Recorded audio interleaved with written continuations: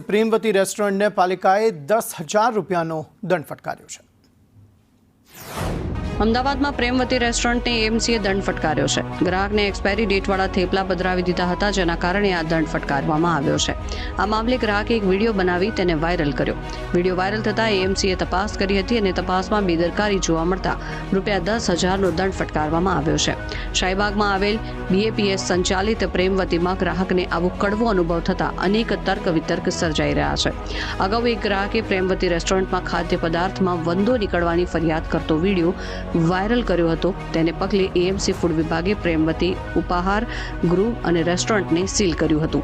આ બનાવ 2 દિવસ પહેલાનો છે, જેનો વિડીયો હવે સામે આવ્યો છે।